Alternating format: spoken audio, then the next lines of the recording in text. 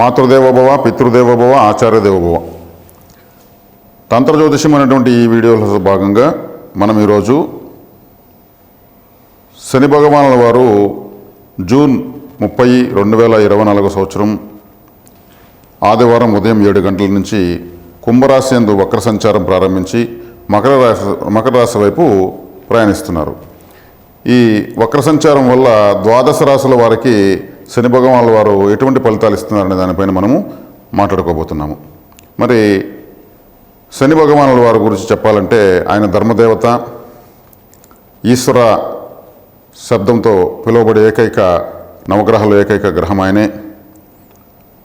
ఈశ్వర శబ్దంతో పిలిచే దేవతలు 5 మందే. 5 మందిలో ఈశ్వరుడు, విఘ్నేశ్వరుడు, సుబ్రహ్మణ్యేశ్వరుడు, వెంకటేశ్వరుడు, తర్వాత శనీశ్వరుడు మాత్రమే. వీళ్ళు 5 మందే లయకారకులు, చాలా శక్తివంతమైన దేవతలు. వీళ్ళకి అధికారాలు ఎక్కువ ఉంటాయన్నమాట. కాబట్టి నవగ్రహాలు ఏకైక ఈశ్వరుడు శనీశ్వరుడు. ఆయన మనకు ఇప్పుడు కుంభరాశిలో వక్ర సంచారం ప్రారంభించి మకర రాశి వైపు ప్రయాణిస్తున్నారు. మరి ఆయన ధర్మదేవత అన్నాము. అన్ని గ్రహాలు జీతాలు ఇస్తే ఈయన జీవితాన్ని ఇస్తాడు. మరి జీవితాన్ని నేర్పిస్తాడు. మనం ఎలా బతకాలో, మన కర్మ పరిపాకాన్ని ఎలా ఎదుర్కోవాలో నేర్పించేటువంటి ఏకైక ధర్మదేవత శని భగవానుల వారు. కాబట్టి కష్టపెట్టే దాంట్లో శని భగవానులు అంతటి వారు లేరు, కలిగించడంలోనూ ఆయన అంతటి వారు లేరు అంటూ ఉంటారు. కాబట్టి కష్టే ఫలి అనే దానికి మనకు ఆ కష్టానికి తగిన ఫలితాన్ని ఇచ్చేటువంటి దేవత అన్నమాట ఆయన తన స్వక్షేత్రం కుంభరాశిలో వక్రించి మకర రాశి వైపు ప్రయాణించడం అనేది ఈ ద్వాదశ రాశుల వాళ్ళకు చాలా ప్రముఖమైన ఫలితాలు దశ నిర్దేశం అవుతాయన్నమాట. ఎందుకంటే ఆయన వక్రించాడంటే ఏం చేస్తాడు? ఆయన ధర్మదేవత అన్నాము. ఆయన గతంలో మకర రాశిలో ఉన్నప్పుడు మకర రాశి వారి యొక్క ఫలితాలు, అదేవిధంగా ద్వాదశ రాశుల వాళ్ళ యొక్క ఫలితాలు వారి వారి స్థానాన్ని అనుసరించి గోచారంలో వారి యొక్క కర్మ సిద్ధాంతాన్ని ఆయన పరిశీలిస్తూ వెళ్తాడు. దాన్ని అనుభవింపజేసి ముందుకు సాగుతూ ఉంటాడు. ఏదైనా మర్చిపోయామేమో అని తిరిగి మళ్ళీ వెనక్కి వెళ్ళి ఆ మర్చిపోయినటువంటి పెండింగ్ ఫైల్స్ మళ్ళీ ఎత్తి ముందుకేసుకుంటాడు. ఆయన ఒక స్ట్రిక్ట్ ఆఫీసర్. ఆయన మర్చిపోతే ఇంకా సృష్టిలో ఇంకా అర్థం లేకుండా పోతుంది. ఆయన ఏది మరవడు. కానీ ఏదైనా మర్చామేమో చూద్దాం అని మళ్ళీ రావాలంటే అదే ప్లేస్కి అయినా 30 సంవత్సరాలు పడుతుంది. ఈలోపు మీ యొక్క పెండింగ్ విషయాలను పునః పరిశీలన కోసం మళ్ళీ వెనక్కి వస్తున్నాడు ప్రతి రాశికి ఆయన. కాబట్టి ఆయన ఒక ధర్మదేవత అన్నాం కాబట్టి జడ్జి కూడా ఆయనే అవుతాడు. మన కర్మను నిర్దేశించేటువంటి ఒక గొప్ప గ్రహంగా అని చెప్పవచ్చు. కాబట్టి ఆ పునః పరిశీలనలో ఎవరికి ఎటువంటి ఫలితాలు వస్తాయి అనేదే ఇక్కడ మనకు ముఖ్యాంశంగా మారుతుంది. కాబట్టి శని భగవానుల వారి యొక్క వక్ర ఫలితము మనకు చక్కగానే మనం దానికి భయపడవలసిన అవసరం లేదు. ఆయన మన కోసమే వస్తున్నాడు, మనకు ఏదో దారి చూపడానికే వస్తున్నాడు. కాబట్టి ఇది మనకు ఒక చక్కటి అవకాశంగా భావించి మనము సద్వినియోగం చేసుకోవాల్సిందిగా తెలియజేస్తున్నాను. అదేవిధంగా ధనుస్సు రాశి వారికి శని భగవానుల వారు ద్వితీయ తృతీయాధిపతి మీ తృతీయ స్థానమైనటువంటి కుంభరాశిలో వక్రించి మీ ద్వితీయ స్థానం వైపు ప్రయాణిస్తున్నారు.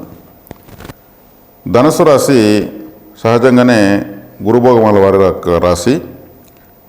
ఈ రాశికి ద్వితీయ కుటుంబ స్థానాధిపతి, ధనవాక్ కుటుంబ స్థానాధిపతి, అదేవిధంగా సోదర సోదరి స్థానాధిపతి, విక్రమ స్థానాధిపతి అయినటువంటి శని భగవానుల వారు ఈ రాశికి లగ్నానికి పాపిగా చెప్పబడుతుంది జ్యోతిష్ శాస్త్రంలో. ఈయన 3వ ఇంట ఉన్నాడు. 3వ ఇంట ఉంటే మంచి చేస్తాడనుకుంటున్నారు. ఆయన మంచి చేయాల్సిన అవసరం ధనుసు రాశి వారికి ఆయనకి లేదు.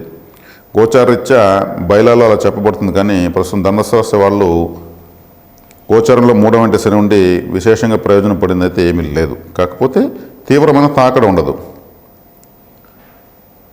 సోదర సోదరి స్థానంలో ఉన్నాడు కాబట్టి పాపగ్రహం 3వ ఇంట్లో ఉంటే యోగిస్తుందనేది అని అంటూ ఉంటారు. కాబట్టి ఏదైనా సోదరులకు యోగించవచ్చేమో కానీ మీకైతే యోగించేదేముంటూ అంటూ ఉండదు. పెద్దగా అనుభవంలోకి తీసుకుంటే మీకే అర్థమవుతుంది.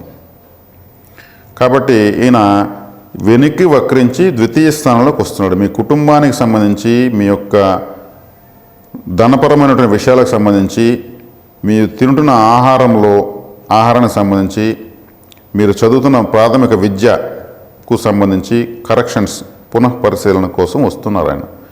కాబట్టి కుటుంబ స్థానము ధనస్థానం అంటే మీకు లిక్విడ్ క్యాష్ ఏ రోజుకు ఆ రోజు వచ్చే ఆదాయాలపైన ప్రభావం ఉంటుంది.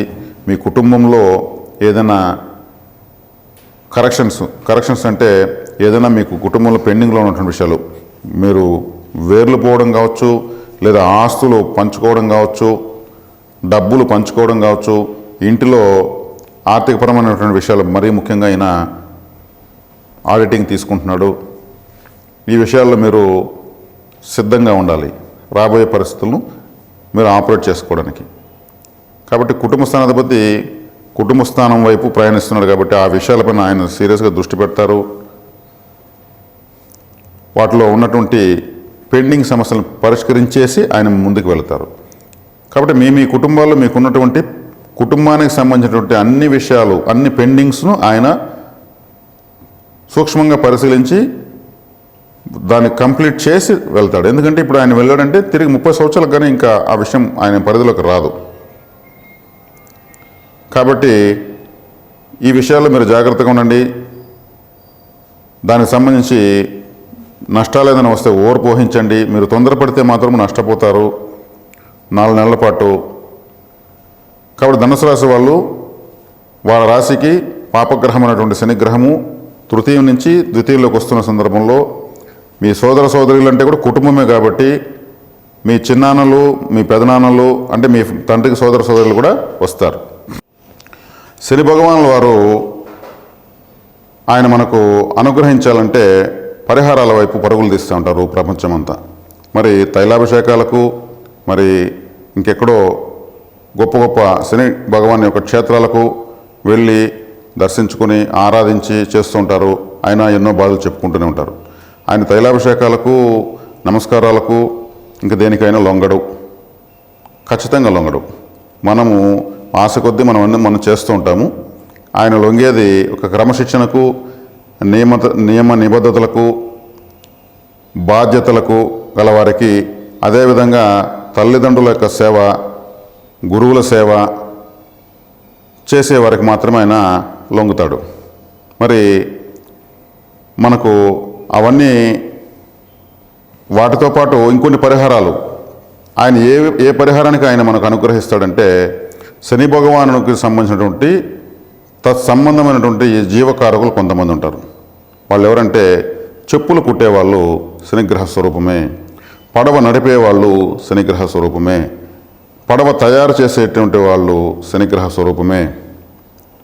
అదేవిధంగా మనకు మున్సిపల్ కార్మికులు వాళ్ళు ఊడుస్తూ ఉంటారు. ఆయన యొక్క ఆయుధము చీపురు కట్ట. ఆ చీపురు పట్టారంటే ఆయన యొక్క అనుగ్రహంతోనే వాళ్ళు ఆ వృత్తిలో ఉంటారు. మరి శుభ్రత అనేదానికి ఆయనే కారకుడు. అందుకే ఆయన మన జీవితంలో ఊడుస్తాడు కాబట్టి ఆ చీపురుతో మనము బాధలకు గురవుతాము. ఆ చీపురు పట్టిన వాళ్ళందరూ కూడా శనిగ్రహ స్వరూపంగానే మనం భావించి వారికి మనం సేవ చేయొచ్చు. ప్రతి రాశి వాళ్ళు, 12 రాశుల వాళ్ళు కూడా నేను చెబుతున్నటువంటి చెప్పులు కుట్టేటువంటి వాళ్ళకు మనము నీళ్లు, ఏదైనా ఫుడ్ దానం ఇవ్వడం వల్ల శనిగ్రహము అనుగ్రహిస్తుంది. అదేవిధంగా ఈ చీపురు పట్టి ఎప్పుడు శుభ్రత చేస్తున్న వాళ్ళందరూ కూడా శని భగవానులే. వాళ్ళు కానీ ఒక వారం రోజులు 10 రోజులు కానీ వాళ్ళ పని ఆపారంటే అప్పుడు తెలుస్తుంది శని భగవానుల యొక్క విశ్వరూపం. తర్వాత ఆలయంలో కూడా శుభ్రత చేసేదానికి మీరు పరిహారంగా శనిగ్రహ అనుగ్రహం కోసం టాయిలెట్ క్లీనర్సు, ఫ్లోర్ క్లీనర్సు, చీపులు దానంగా ఇవ్వచ్చు. ఇది 12 రాసుల వాళ్ళు ఇవి చేయొచ్చు. మీకు అందుబాటులో పడవలు నడిపేవాళ్ళు, చేపలు పట్టేవాళ్ళు, చేపలను కత్తిరించి అమ్ముకునేవాళ్ళు, వాళ్ళందరికీ కూడా మీరు శుభ్రంగా మీరు మంచినీటిని, ఆహారాన్ని ఇవ్వచ్చు. శనిగ్రహం తక్షణం అనుగ్రహిస్తుంది. సముద్రంలో చేపలు పట్టే వాళ్లకు చుట్టూ నీళ్ళే ఉంటాయి, తాగడానికి నీళ్ళు ఉండవు. ఇదే విచిత్రం. వాళ్ళకు మీరు వాటర్ ఇస్తే ఆ నడి సముద్రంలో కూడా వాళ్ళకు తాగి దాహం తెచ్చుకుంటే, అంటే సముద్రం అంటే చంద్రుడు, మరి మీరు ఇస్తున్న నీళ్ళు శుద్ధ జలం. ఈ నీళ్లు తాగడం వల్ల చంద్రగ్రహం కూడా యాక్టివేట్ అవుతుంది. మీరు ఇచ్చిన ఫుడ్ తీసుకోవడం వల్ల రాహు గ్రహం కూడా యాక్టివేట్ అవుతుంది. రాహువత్ శనివత్ రాహు అంటే రాహు శనిలాగా పనిచేస్తాడు. కాబట్టి పరిహారాల్లో తీసుకుంటే ఇవి మీకు శని వక్రించున్నప్పుడు,